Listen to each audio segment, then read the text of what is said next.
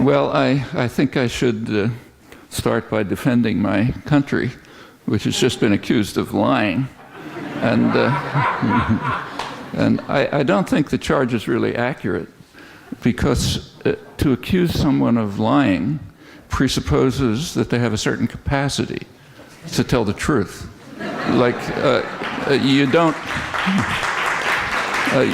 say that a 2-year-old is lying, you know, if the 2-year-old says something false. And since the presupposition can't be sustained, I think the charge of lying is really unfair. So I think you should withdraw it. Yeah. The United States has had 4 presidents who've received the Nobel Peace Prize. I haven't checked, but I presume that's a record for heads of state. And all 4 have left their imprint on Latin America, on our little region over here that has never bothered anybody. As Secretary of War Henry Stimson described the hemisphere in May 1945. He was at that time explaining to the world what the post-war global system would be, and one of its conditions would be that all regional organizations must be disbanded, with the exception of our own, which are to be expanded, including our little region over here, the Western Hemisphere, and in fact, much more ambitious aims which were spelled out and indeed implemented. And this was correct. His position was correct, as others explained. For example, the very influential liberal Democrat Abe Fortas, who said that for us to expand our systems, including our little region over here, is part of our obligation to the security of the world, because what is good for us is good for the world. That's self-evident. Well, if we look through the 4 presidents and their imprint, it was significant. So let's start with Theodore Roosevelt, first one. Roosevelt was a shocking racist. I don't use the analogy lightly, but it's a fact that you have to go to the Nazi archives to find anything similar. So here's a couple of his examples about our little region here. The expansion of the peoples of white or European blood during the past 4 centuries has been fraught with lasting benefit to most of the peoples already dwelling in the lands over which the expansion took place. That's despite what the remnants of Native Americans or blacks or Filipinos or others might mistakenly believe. Actually, genocide denial has been a leading and highly valued feature of the intellectual and moral culture in the United States, and remains so right until the present. Striking examples right today. With regard to the conquest of half of Mexico, Roosevelt explained that it was inevitable and in the highest degree desirable for the good of humanity at large that the American people should ultimately crowd out the Mexicans. It was out of the question to expect Texans to submit to the mastery of the weaker race.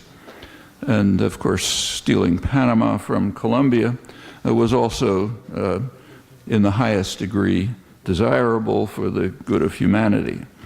I won't go on with Teddy Roosevelt, whose statue graces Mount Rushmore.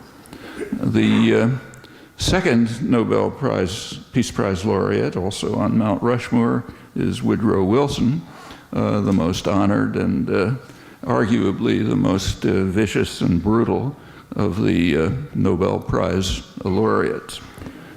His invasion of Haiti, for example, killed thousands of people, maybe 20,000 according to Haitian historians, restored virtual slavery, left much of the country in ruins.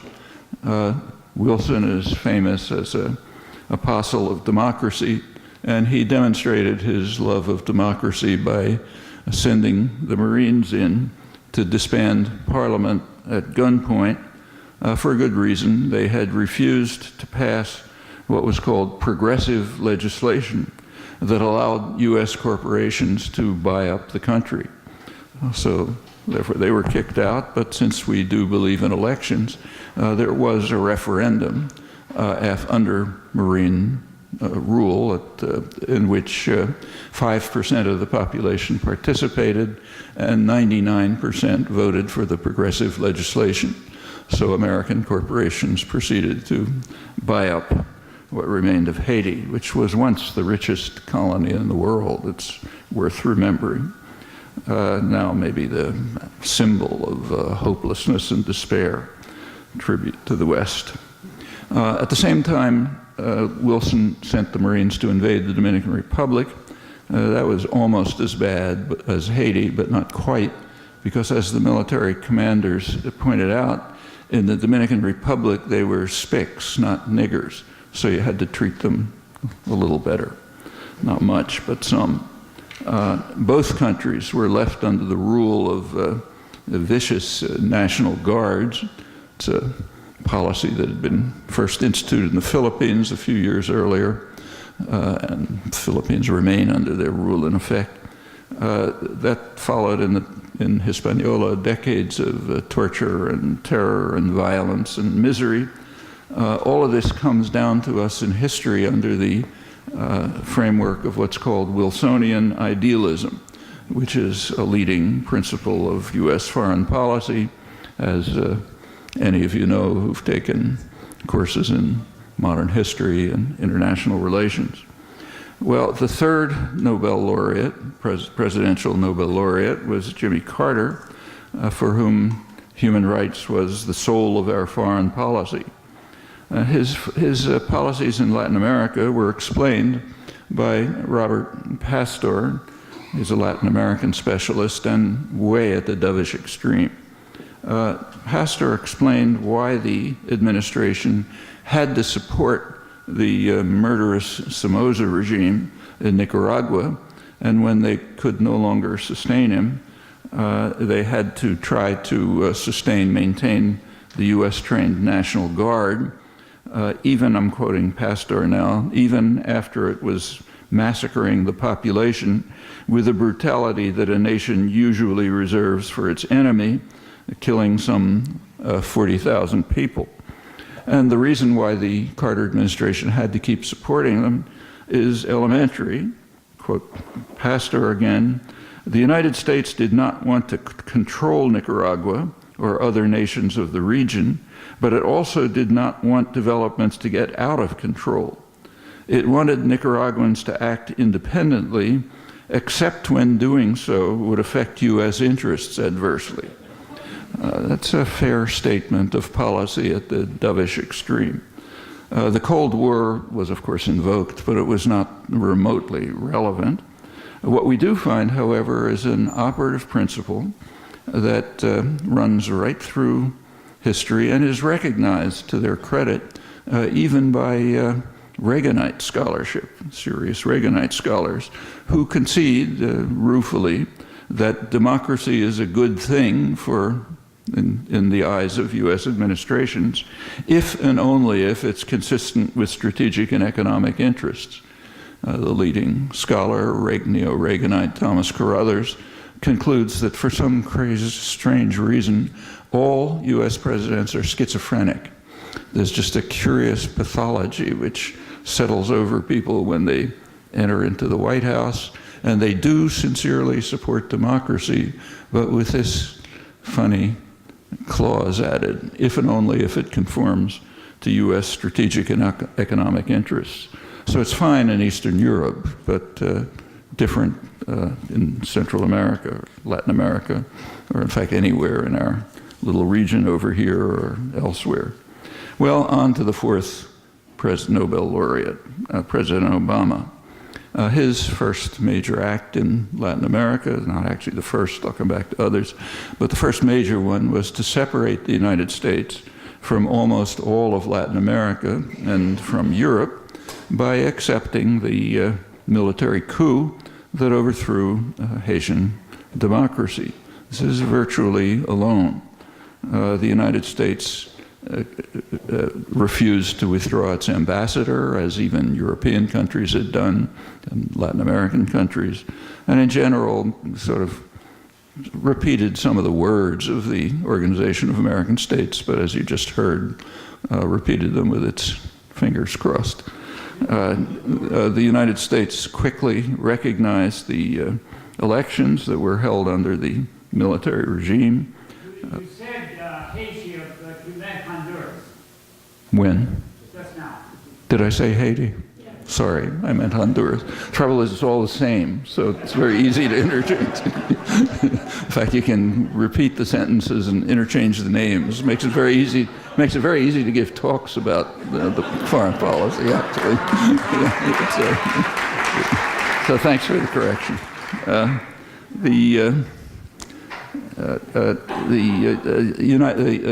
As I said, the Obama administration very quickly recognized the elections alone, almost alone.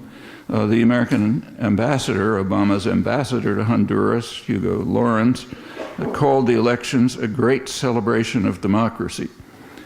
He wasn't being original. He was echoing Kennedy's ambassador, Kennedy Johnson ambassador to Brazil, Lincoln Gordon. This was right after the US-backed military coup in 1964. It was prepared by the Kennedy administration, but carried out a few weeks after the assassination. That coup was extremely important. It instituted the first of the neo-Nazi style national security states that spread through the continent with a notable domino effect. Led to the worst repression, worst plague of repression in the history of the hemisphere, which is saying a lot.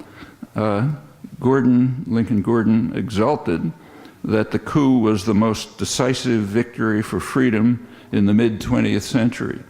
He added quietly that the democratic forces that had taken over would create a greatly improved climate for private investments. So like Honduras, the Brazilian coup was a great celebration of democracy. And in Honduras, the effects are presumably similar. And in the Honduran case, as you heard in the songs before, it will also crucially preserve for Washington its military base at Palmarola. During the 1980s, that was called the unsinkable aircraft carrier for the US-run forces attacking Nicaragua from their Honduran bases under Ronald Reagan's terrorist wars in Central America in the 80s. And that base is increasingly valuable to the United States because as a result of quite significant changes in South America primarily, the United States has been kicked out of all of its military bases there. The last one was just a few months ago. It was expelled from the Manta military base in Ecuador. The President Correa of Ecuador, when he was running in the recent election, said that he would indeed permit the U.S. to retain the Manta base, but only on condition that the United States allowed Ecuador to have a military base near Miami. And that wasn't accepted for some reason, so the U.S. was expelled from the Manta base. Well, it's not, the empire doesn't give up, and the U.S. is reacting. It's since gained access to 7 military bases in the one country of South America that remains a loyal client, Colombia. And President Obama added on 2 more quietly, 2 naval bases in Panama, another quasi-colony. All of this is part of a much more general program of remilitarizing Latin America to try to combat the dangerous moves towards independence. That also includes reconstituting the 4th Fleet, naval fleet, which operates in South American and Caribbean waters. It was dismantled in 1950, but it has just been reinstituted. Now it has these 2 new bases in Panama.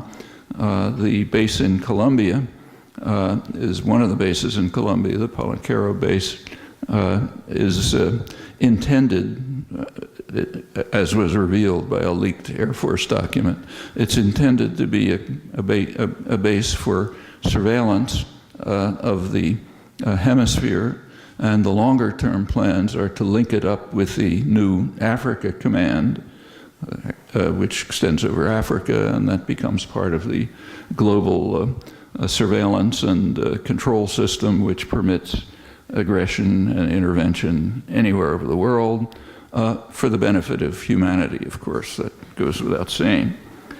Well, on the there's also an increase, a sharp increase in training of Latin American officers whose their mission, official mission, is to deal with youth gangs and radical populism.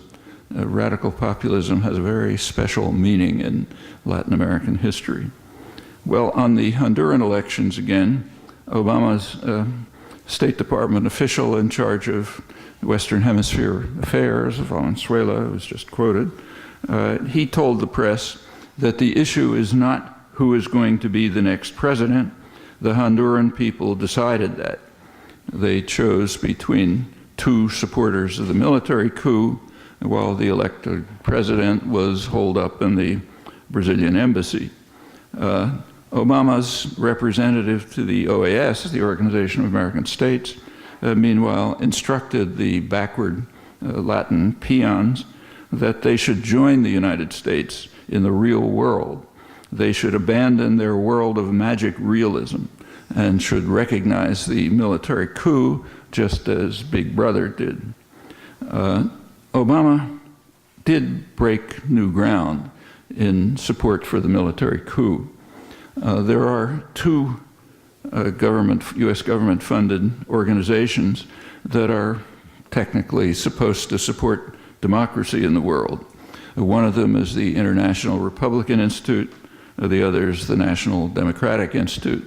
And since the entire spectrum of opinion is represented, we can be sure that there's going to be an honest outcome. Well, the International Republican Institute, which is marginally more reactionary and violent, regularly supports military coups to overthrow elected governments without blinking an eye. Recently in Venezuela in 2002 and Haiti in 2004. But in those two cases, the National Democratic Institute held back. The Democrats weren't in office then, including these two cases. In Honduras, for the first time, Obama's National Democratic Institute agreed to observe the elections under military rule, unlike the Organization of American States and the United Nations and others who are still wandering in the realms of magic realism. Well, notice that this is the third military coup in the new millennium. The first was in Venezuela in 2002. That one was openly supported by Washington, which had to back down and turn to subversion after the coup was overturned by a popular uprising. The second in 2004 was in Haiti. That was carried out by the two traditional torturers of Haiti, France and the United States, which have essentially destroyed the country. They intervened. The elected president, Jean-Bertrand Aristide, was packed off to Central Africa. The United States has been trying to bar him from the Western Hemisphere, but some of those magic realists aren't entirely obeying, so he's been allowed in now and then. The Honduran coup is the third coup in this millennium.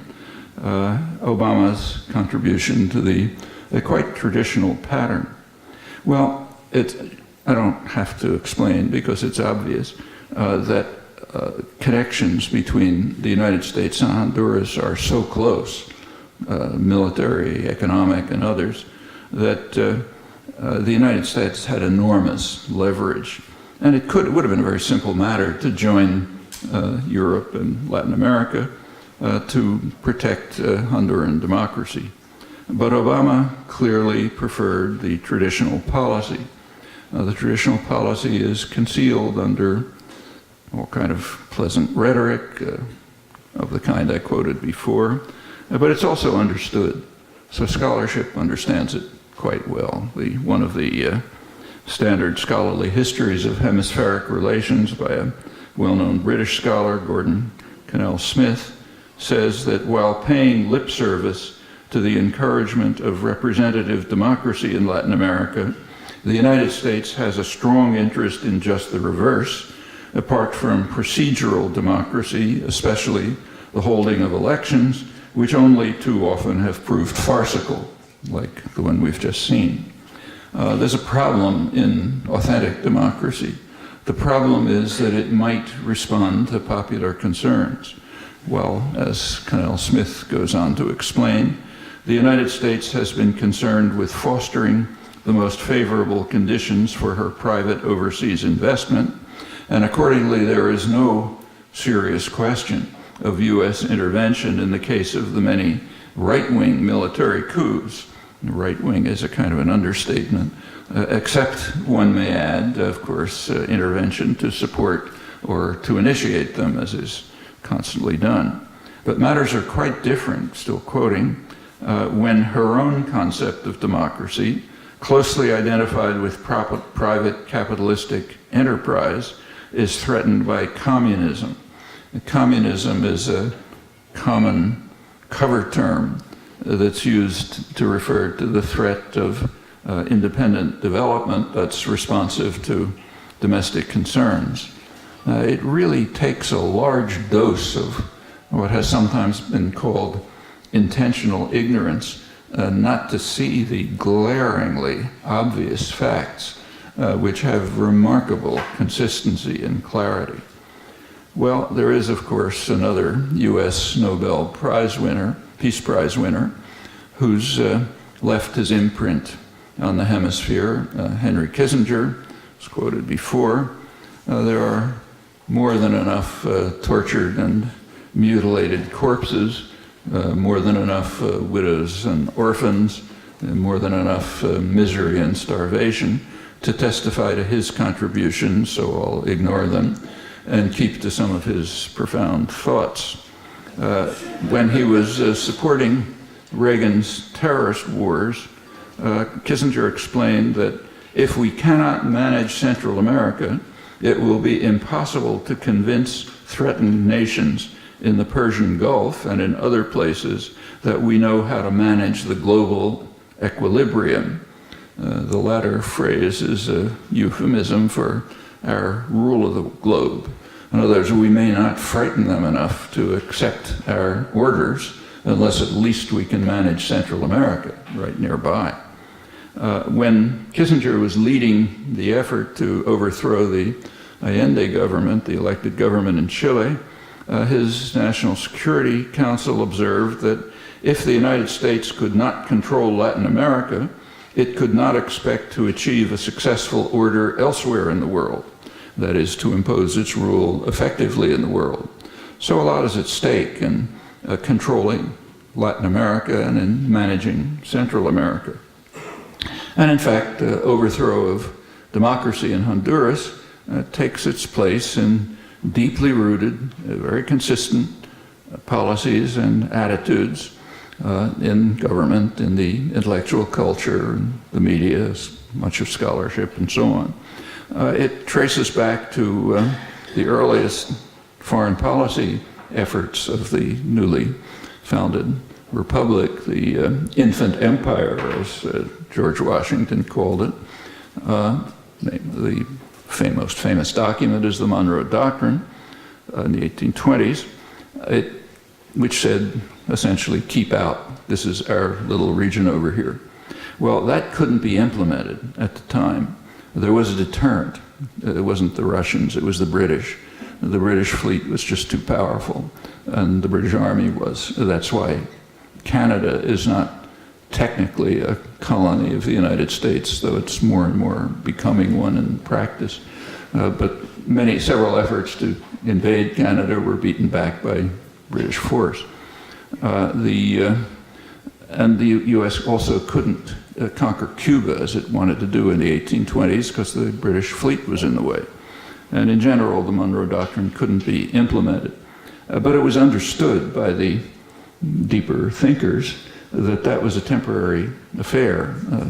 John Quincy Adams, who's considered the great grand strategist of early American foreign policy, and in fact probably the author, certainly the intellectual author of Manifest Destiny and the Monroe Doctrine, he explained in the 1820s that, yes, we can't conquer Cuba now, the British are in the way, but if we wait, Cuba will sooner or later fall into our hands by the laws of political gravitation, the way an apple falls from a tree, meaning we're going to get stronger and stronger, the British are going to get weaker and weaker, and pretty soon we'll be able to conquer Cuba.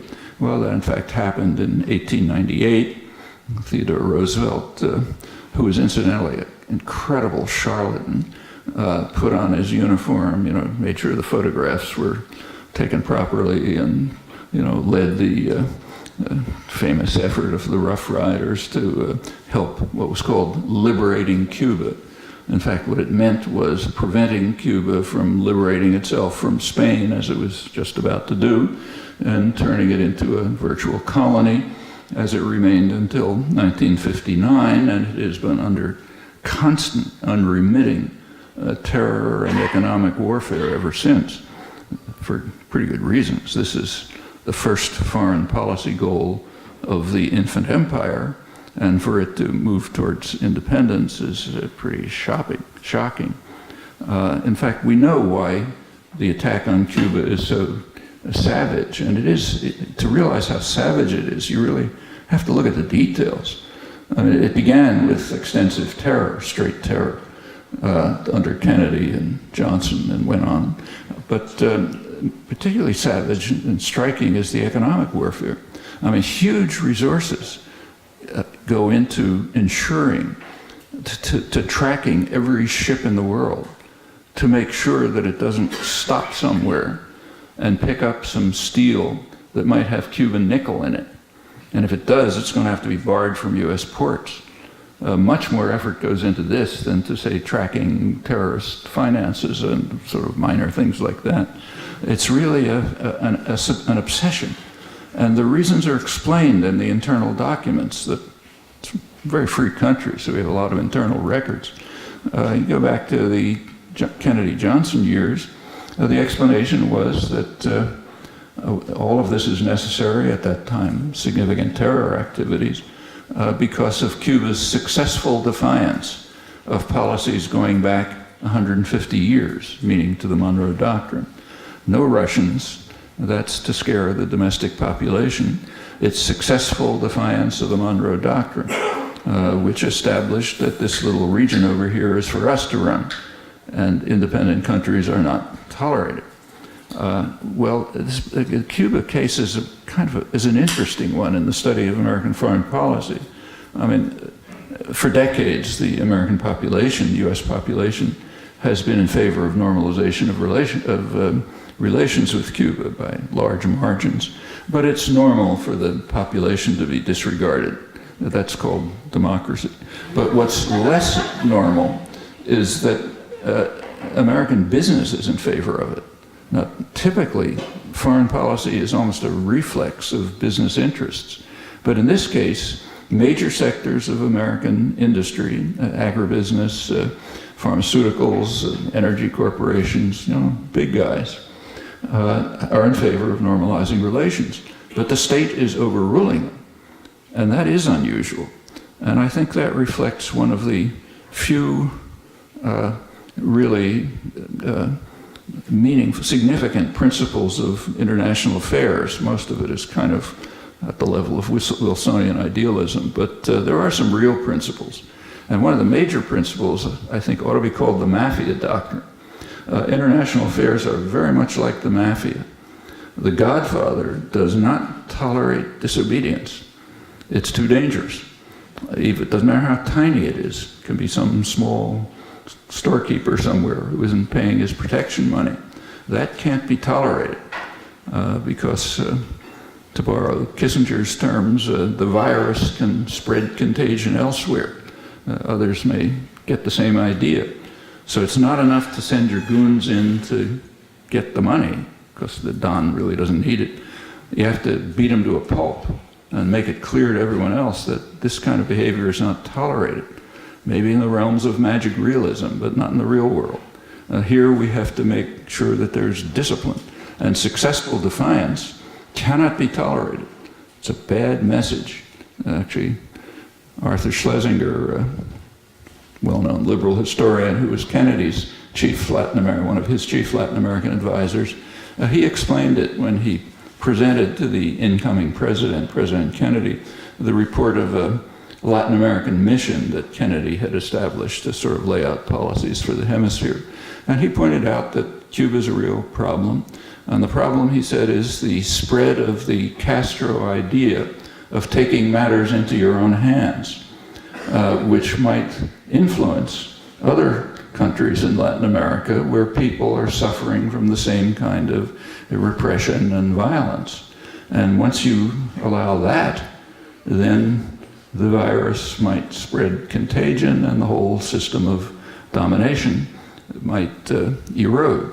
And that's what you hear consistently in internal policy planning from liberals like Schlesinger and Kennedy to whatever you call Henry Kissinger, I'm not sure.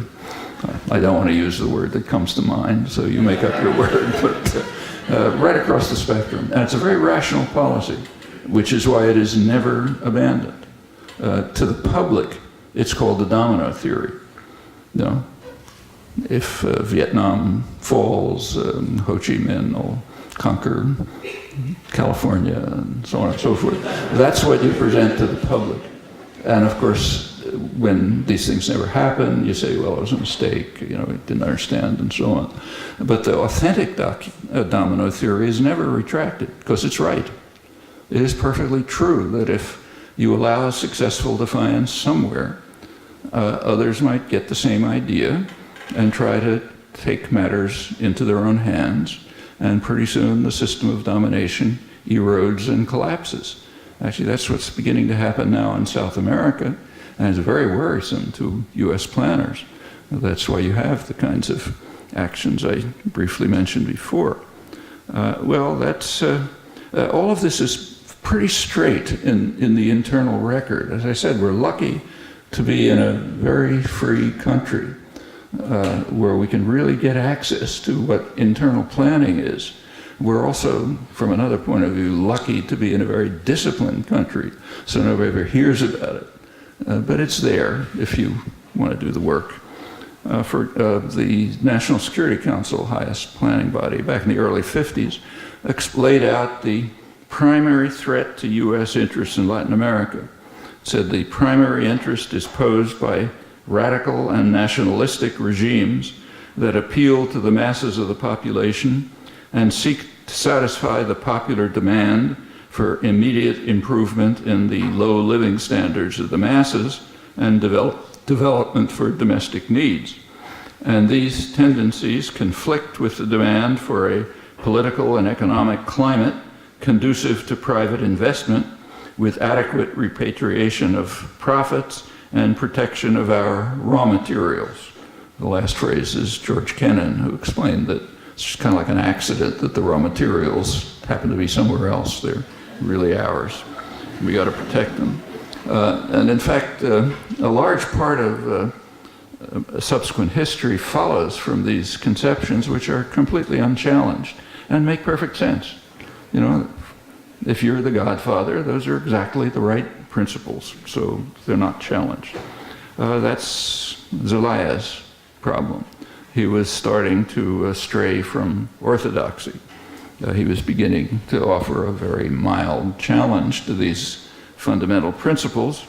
The New York Times, using terminology that is rare for them, so I give them credit, reported that the coup reflected a class division, rare term in US discourse.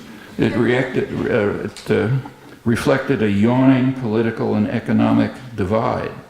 For the small upper class, Zelaya was becoming a threat to what they called democracy, meaning the rule of the most powerful business and political forces in the country. Okay, that's successful defiance. And he was really going pretty far. For example, he raised the minimum wage a little bit, a miserable minimal wage in a country where 60% of the population live in poverty. But if you're an observant Don, you notice things like that, and it's dangerous. You start with raising the minimum wage, pretty soon you lose control of the world. If we can't control Latin America, we can't control the world. So plainly he had to go. It wasn't a small thing. Well, Honduras is a sufficiently small and weak state, and it's sufficiently under US control so that it was possible to resort to the classic method, military coup, concealed, of course, with some polite rhetoric. Well, there have been major challenges to US rule, and they continue, and they're taking new forms. Actually, last month, we had an enlightening demonstration of our incapacity, or maybe unwillingness, to consider what these challenges tell us. It was a very interesting month. The month, November 2009, it was largely devoted to celebration of the fall of the Berlin Wall and the collapse of the Soviet Union, surely a memorable event. And there were eloquent testimonies to the lesson that we learned from these amazing events, the power of nonviolence and the power of idealism. And that's true enough if we keep ourselves focused, laser-like, on the crimes of enemies. Looks a little different when we look elsewhere. So, for example, there was another 20th anniversary in November, just 1 week after the fall of the Berlin Wall in 1989. That was the anniversary of the termination of a 25-year campaign to crush a major challenge to US rule in our little region over here. That campaign began in 1962 with Pope John Paul XXIII and Vatican II. In the same year, incidentally, 1962, John F. Kennedy shifted the mission of the Latin American military, which of course we determined, from hemispheric defense to internal security. Hemispheric defense is kind of like an antiquated holdover from the Second World War, but internal security means something. It means violent crushing of any disobedience internal to the society. Well, Vatican II, 1962, set forth, gave a stimulus to a very important movement in Latin America, extremely important. Vatican II, in effect, was the first attempt in 1700 years to restore the Christianity. Christianity had been captured by the Roman Empire in the 4th century and changed from the religion of the persecuted to the religion of the persecutors. It's quoting the theologian Hans Kung. The Emperor Constantine took over Christianity. It had been a radical pacifist religion. So, of course, in the first 3 centuries, there were martyrs and persecutions and so on. But it became the religion of the Roman Empire. The cross, which had been the symbol of the suffering of the poor, was on the shield of the empire. And since then, it's been essentially the rule of the rich, the religion of the rich. Well, there have been some attempts to change it, but they were crushed pretty quickly. But Vatican II was the first major attempt. It was, Kung says, I think rightly, a real revolution in the history of the church. And the Don didn't fail to notice it. What happened was that, especially in Latin America, you got the beginnings of what came to be called liberation theology. Priests, nuns, laypersons went out to the peasantry, organized base communities, as they were called, encouraged people to read the Gospels, see what they actually said, listen to their radical pacifist message, and try to begin to organize to take your affairs into your own hands. That's dangerous. and didn't take long for a reaction to set in. In fact, the first major reaction was in 1964, the one I mentioned, the establishment of the first national security state in Brazil. And then comes the domino effect. Brazil's a big, powerful country, and of course there's somebody up there in the north pushing the dominoes, and then comes the whole plague. Brazil, Chile, Pinochet, Argentina, the Argentine killers who were Reagan's favorites, and so on. And it's pretty clear what they were about. So the standard scholarly source on the United States and Human Rights in Latin America by Lars Schultz, very well-known scholar, he explains that the goal of the national security states was to destroy permanently a perceived threat to the existing structure of socioeconomic privilege by eliminating the political participation of the numerical majority. That's accurate. That's what's been going on. That was what the process that was set in motion in reaction to the heresy of trying to revive Christianity. John Paul XXIII. Throughout this whole period, among this just period of horrendous terror and slaughter reached Central America in the 80s, right through this period, the practitioners of liberation theology were a prime target. Among them were the martyrs of the church, whose execution 20 years ago was commemorated last month with a resounding silence. They were killed. 6 leading Latin American intellectuals, Jesuit priests, were murdered by an elite Salvadoran battalion, which had just come from several months of training at Fort Bragg, Special Warfare School in Fort Bragg, North Carolina, the JFK properly named Special Warfare School. And in fact, just days before the assassination, they got a refresher course from a couple of dozen special forces who were sent up there to instruct them. And then came the murders, also the murder of Julia Elba and her daughter Selena, who just happened to be there, and you're not allowed to leave any witnesses for this kind of thing. It's almost totally forgotten. One survivor, there was one survivor of the massacre, Father Jan Sobrino. He spoke at Boston College a couple of weeks ago, probably the only commemoration of any of this.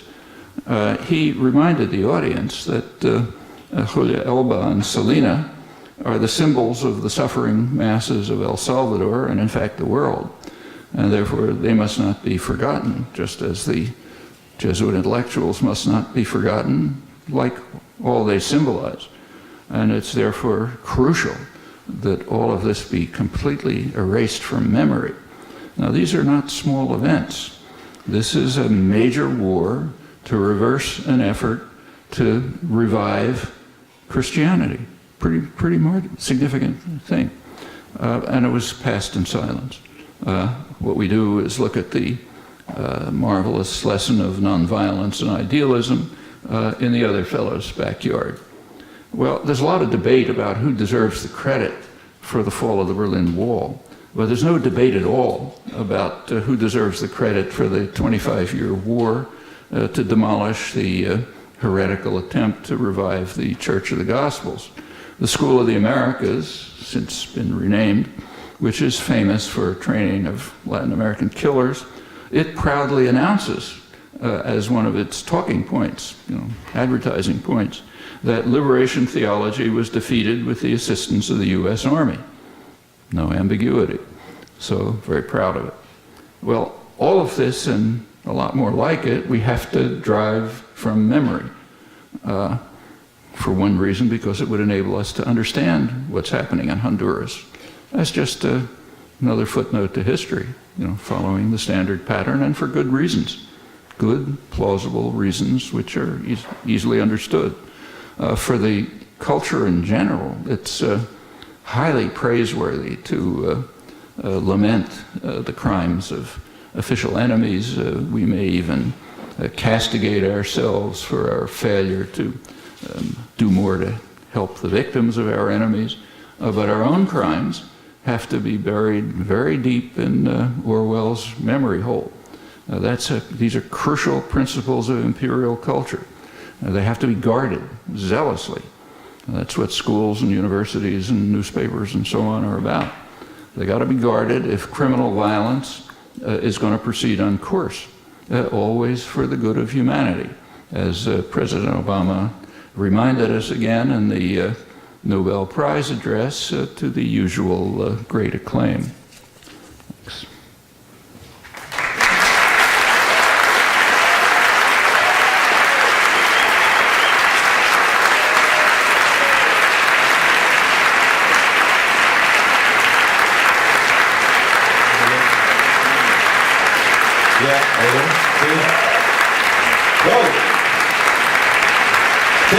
Thank you. Can you please stand up for you and relax a little bit? Stand up and give the applause. Thank you very much. Let's go for all the people who organized this event. We're not done yet. We're going to have a question and answer. Most of the countries have thrown out the IMF. Argentina, for example, restructured and paid off its debt with the help of Venezuela. Brazil did the same. And the IMF, which is essentially a branch of the Treasury Department, was one of the techniques of control of the countries. Well, you know, that's very much weakened. And the fact that they've pretty well weathered the recession, in fact, better than Europe and the United States, again, gives them a starting point. So, but the struggle just goes on. You know, those in power domestically and those in domestic power don't give up, just like in Honduras. Same in Bolivia and other places. They want to hang on to what they want to own the countries they've already always owned. And they've got help from the United States, and the one thing we can do is weaken that help. So that's up to us. You know. But the opportunities are greater. Towns with names like San Diego and San Francisco, you know, it's, yeah, I mean, the U.S. Conquered almost half of Mexico. First it took Texas, stole Texas for the reasons that Roosevelt explained. You can't allow the Texans to be under the rule of a weaker race. And then conquered Mexico. That was with strong support from progressives, you know, like Walt Whitman, the national poet, you know, leading progressive. I can't quote him exactly, but he wrote something about what has miserable, weak Mexico to do with the future of the noble human race. You have to remember that this was a period, and unfortunately it's not over, but this was a very overt period of extreme racism. There was an Anglo-Saxon mythology that had been developed. It was developed in England, you know, 15th century and so on. And then it was picked up in the United States. But the basic story goes back to Tacitus, that there was an Aryan race which suddenly appeared, you know, somewhere around where Iran is. And they were just a different species, tall, blonde. You go back a century, you know, the biologists were showing that their heads were rounder, you know, which is better to be a round head. And they were unique, you know, blue-eyed, blonde, conquered everything, great commitment to law and freedom and so on. And they emerged there, and then they started moving. They moved west. Everything's got to be west. So they moved to Germany, to the Black Forests, and there they became the Teutons, who were a perfect race. But then difficulties began, because some of them intermarried with the peoples near them, and so the race degenerated. And then you get the people of the Mediterranean, you know, kind of dirty and dark-haired and things like that. But the real good ones just exterminated everyone, so they kept the purity of the race. And the good ones became the Angles and the Saxons, who went to the English Channel and then crossed it and exterminated everyone, and they maintained racial purity. They didn't get rid of all the Celts. Some of them hung around in Ireland and places like that, but they did a pretty good job of it. And then after that, they went to the colonists came to America, going west, and that's us. We're the Anglo-Saxons, and you get it in Thomas Jefferson. Like it's universal in the 19th century. We're the Anglo-Saxons. Jefferson and others thought we ought to go back to the 8th century before the race was poisoned by immigration to England from elsewhere than the Norman conquest, when they had the perfect system of laws and the most just so-and-so. And the racial characteristics were pretty precise. Like Benjamin Franklin, he didn't think the Germans qualified. He said they were a little too swarthy, but and they didn't pick up our customs properly. And then by the time you get to, and of course the Native Americans, well, obviously an inferior race, so therefore it was right to exterminate them. And as Roosevelt pointed out in the quotes that I mentioned, they were the beneficiaries of our exterminating them, just like the Filipinos and so on, because that was a sacrifice to create a superior race and so on. I mean, racism in the United States is not just anti-black racism. It's far deeper. And that's why every wave of immigrants has been treated with real racial abuse. I mean, take, say, Boston, a century ago now, a century and a half ago in Boston, the Irish were considered like dogs. You'd have restaurants with signs saying no dogs are Irish. And the average lifespan of an Irish male was, I think, under 20 years old. And the so-called Huns were treated the same way. Everyone from Southeastern Europe, the Jews. The worst were the Chinese. The first total racial exclusion act was against the Chinese. They were afraid of them. But then comes along the move to the West. After you've conquered the national territory, conquered Mexico, superior race, and so on. You have to move west. Then comes 1898, conquer steal, basically, Hawaii, conquer the Philippines, kill a couple 100,000 of them. And then the idea is to go on to China. At that point, Theodore Roosevelt made one of his major contributions, which laid the basis for the Pacific Wars of the Second World War. He designated the Japanese as honorary Aryans. So they looked yellow, but they really weren't. So they could be civilized, and they could sort of pave our way into China and the East, and we keep going until we circle the earth and get back to our original homeland, wherever it was, like Iran or something. This is a dominant ideology. It's all over the place, So yeah, conquest of Mexico was part of that. There was another reason for it. You're supposed to, you've taken economics courses, I guess, those of you who had the tragedy of going to college or something. So if you take an economics course, you read Adam Smith. Actually, you worship Adam Smith. You don't read him. Because if you read him, you learn things that you're not supposed to know. But, for example, he was against division of labor. That's not supposed to know that. But he did give advice to the United States, to the new colonies. And his advice to them was exactly the advice, pretty much, that economists today give to the Third World. He said, you got to follow efficient principles in the United States if you want to develop. And efficient principles mean you pursue your own comparative advantage. The term hadn't yet been introduced, but he described it, is do what you're good at, like raising fur and, catching fish and so on, and rely on superior British manufacturers. That gives economic efficiency. It's exactly what we tell the world. And he said, furthermore, you happen to have a lot of resources there, but don't monopolize them. Now, the major resource in those days was cotton. Cotton was kind of like oil today. It was the fuel of the Industrial Revolution, which started off everywhere with textiles. So you guys grow a lot of cotton, but don't monopolize it, because monopolies are economically inefficient. You can prove that. Now you can prove it with theorems, then you could just prove it without theorems. But, so that was the advice. Well, the United States did manage to shake off the British, so it didn't have to follow sound economic principles. And therefore, Alexander Hamilton created an import substitution economy.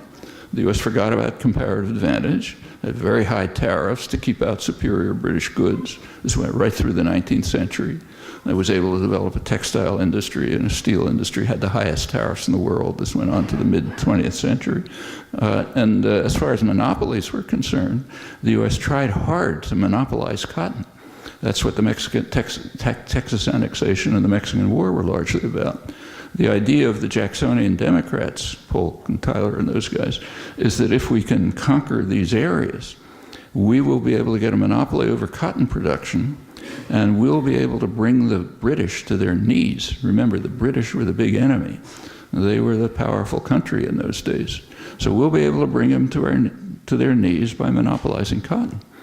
In fact, what they were doing is what Saddam Hussein was accused of doing, crazily, when he invaded Kuwait. You remember the line, he's going to conquer Saudi Arabia and take all the oil, and we'll be all dead for some reason. Well, that was a fantasy, but what happened with the cotton was not a fantasy. And that was a substantial part of the reason for conquering Texas, stealing, and then stealing what's now California, Arizona, and New Mexico, parts of Utah, and the whole Southwest. I mean, there were other reasons, like the racist reasons, but this was a part of it. So there's a lot. History is actually an interesting topic, like you said. There's a lot of interesting things in it if you don't stay with what you're taught in school and you actually look into what happened. So yeah, you should know about the Mexican War. It was 1846 to 48. Yeah. Colombia is Colombia has far and away the worst human rights record in Latin America since around 1990. After, through the 80s, the worst atrocities were carried out by the U.S.-backed dictatorships. El Salvador, Guatemala was probably the worst, and so on. Through the 90s, Colombia got the championship, became the leading human rights violator, and almost reflexively, it became the leading recipient of U.S. military aid in the hemisphere. Now, Colombia has a long history of violence and terror and so on. It took off again in the 90s, and it became the leading recipient of U.S. military aid outside of Turkey. Turkey was carrying out even more atrocities.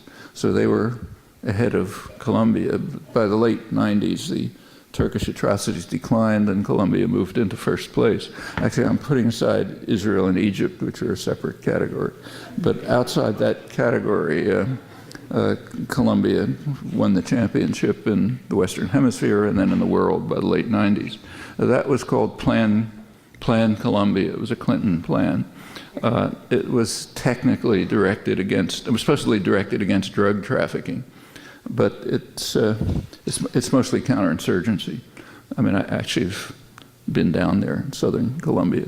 It's a miserable place. The peasants down there are the campesinos, the Afro-Colombians, indigenous people are being attacked by everybody you can imagine. They're being attacked by the military, by the paramilitaries. Now they're being attacked by FARC, the guerrillas. One of probably the only real achievement of Plan Colombia, Clinton's Plan Colombia, was to militarize the conflict so completely that the guerrilla movements, which had some kind of a social base and social programs, just turned into another army preying on the peasants. So now they're under attack by all of them, but probably the worst of all is the U.S. Air Force, or actually, it's called the Colombian Air Force, but the U.S. planes, probably mercenaries flying them, who are carrying out chemical warfare and just destroying everything. It's called fumigation, and it's supposedly, it's supposed to kill coca plants, but of course it kills everything else too. And what it does is drive the peasants off the land, and Colombia now has the second largest displaced persons population in the world after Sudan. They're all off in the slums somewhere around the cities. And as soon as they're driven off the land, in come the big mining corporations, to and agribusiness, and Monsanto with monocrop, genetically modified agriculture, and ranches owned by rich people, and so on. And it's a real horror story. Actually, just to tell you, I was supposed to go down there right after Christmas, but just a couple of days ago, I was told by human rights activists that it's too violent to go there, so you can't go right now. Well, okay, that's called pacification or something. But the Colombian government is the one close U.S. ally. It stands out from the region. And that's why the bases went to Colombia. This question of the drugs is something that really ought to be thought about. I mean, it is taken for granted in the United States that we have the right to establish military bases in other countries, to send troops in, and CIA and DEA agents and so on, to get them to stop producing a product that we don't like. Now, hard drugs aren't good for anybody, but if you compare it with, say, tobacco, I mean, it's undetectable. Deaths from tobacco are way higher than deaths from all the hard drugs together, and soft drugs like cannabis, marijuana. Maybe it's not good for you, but it's not a killer. Furthermore, tobacco kills other people. Way more people die from passive smoking than die from hard drugs. Passive smoking, meaning you're around somebody who's smoking. Suppose that, say, China established military bases in Colombia to carry out chemical warfare in Kentucky and North Carolina to destroy this lethal crop that's killing huge numbers of Chinese. I mean, is that all right? I mean, it's part of the imperial mentality is it doesn't register. Since we're the owners of the world, we can do anything we want, And if we want to, say, invade Afghanistan because we don't like somebody, or we want to carry out chemical warfare in southern Colombia because they're doing something we claim then okay, we have a perfect right to do it. All right, putting that aside, you have to really ask yourself whether controlling cocoa production has anything to do with the purpose of all of this. I mean, there's a principle of law, well-known principle of law, that you can infer intention from predictable consequences of actions, okay?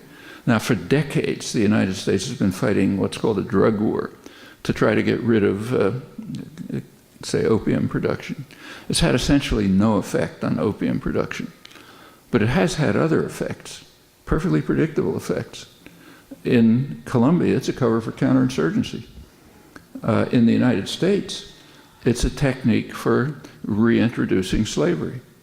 What it's done, in effect, in the United States, since the drug war was escalated by Nixon, a little bit after that, mainly since the Reagan years, is to just shoot the incarceration rate up to the sky, and it's mostly black males.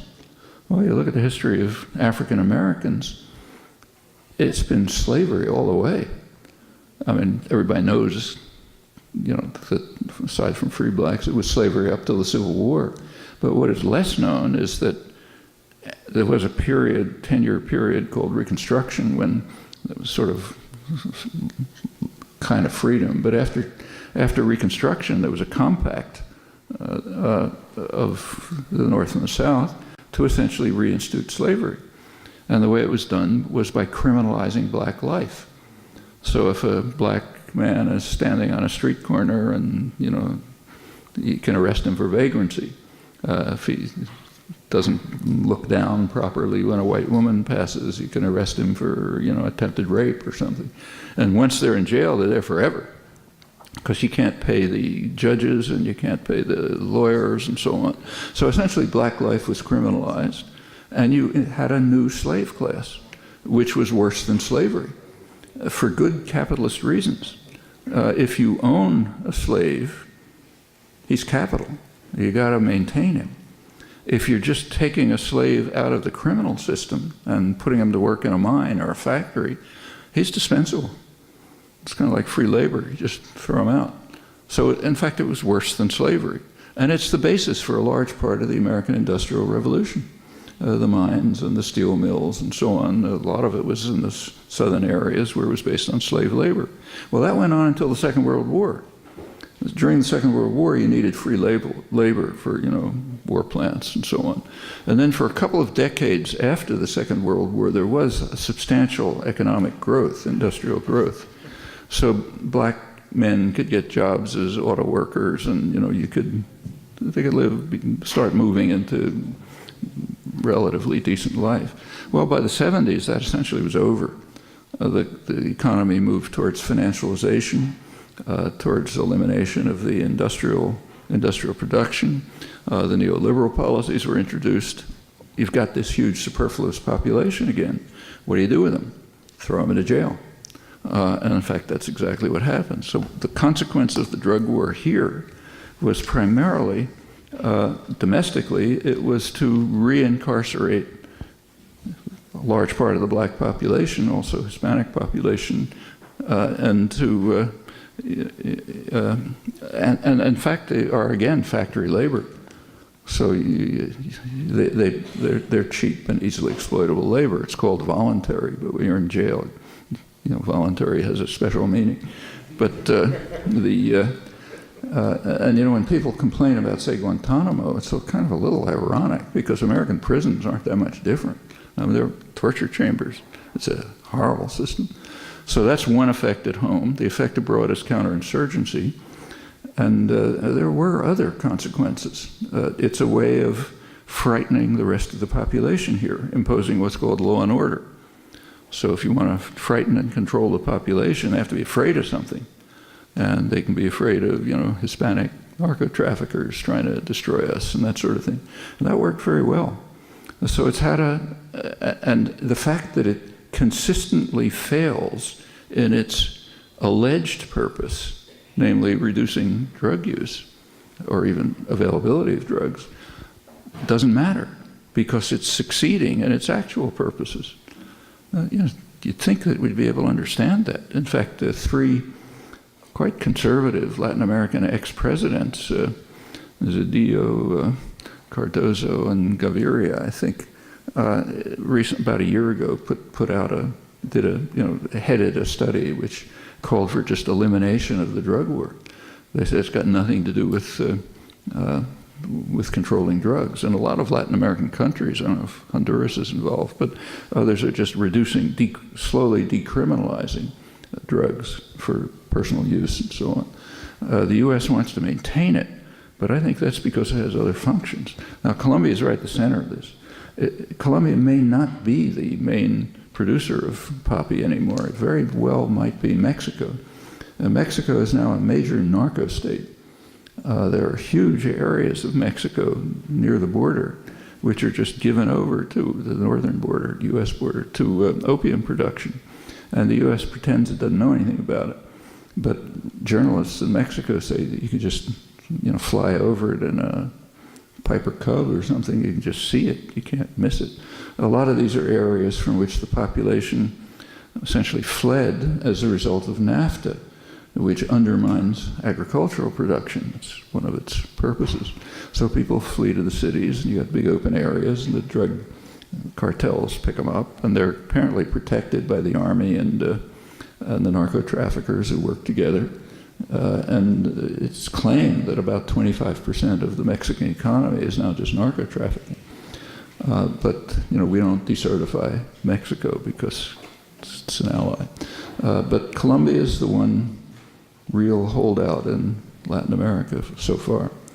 But it's it's a pretty ugly place.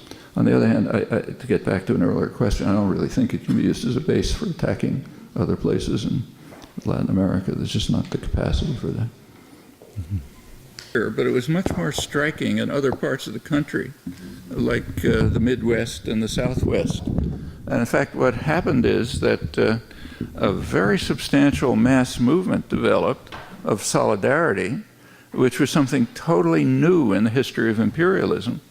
I mean, thousands, probably tens of thousands of people, many from church groups, many from evangelical groups, went down to Central America to live with people in very dangerous situations, to help them and just to give them some protection by the presence of a white face. I mean, that never happened in the whole history of imperialism. Like, nobody from France ever went to live in an Algerian village to protect people, or in Vietnam, nobody thought of it. But it turned into a major mass movement. I remember going to, churches in Kansas, rural Kansas, where people knew more about Central America than anybody around here. That's certainly more than the CIA, but that's not much of a compliment. And a lot of them stayed, especially the evangelicals. And out of that grew other movements like Witness for Peace and the Christian protection groups, which are all over the world. And they do very important things. I mean, they're in the Middle East, they're in Asia, everywhere. It's not as it wasn't as visible as, say, the 60s demonstrations, for the same reason, because it was, it's in the mainstream. It's in sort of rural towns in Maryland or in Kansas and things like that, and that doesn't make the news. But it was happening, and a lot of it remained, and it's the basis for the existing solidarity movements, which have spread. There isn't the kind of organized activism about Central America that there was during the period of the big massacres. So when you're killing a couple 100,000 people, and this tortures and massacres and this sort of thing, well, this is a lot easier to organize people. When it's happening sort of quietly and you're just back to normal repression and suffering, it's more invisible. So you don't have civil disobedience and people getting arrested and things like what you described, but it's latent, and I think it can be brought back. I'll say a word about what was going on over there. It was very clear that the Reagan government wanted an outright declared war. U.S. bases. I mean, they're a threat to the region, and in fact, right after the bases were established, there was a meeting of UNASUR, the Union of South American Nations, or whatever, the newly formed organization that met somewhere in Argentina, to consider the problem of the bases. And it is regarded as a threat to the region, but the chances that the U.S. would use the bases to invade Venezuela, I think, are pretty slight. I mean, the U.S. just doesn't have the capacity to invade other countries at this point. I mean, they're a threat to the region.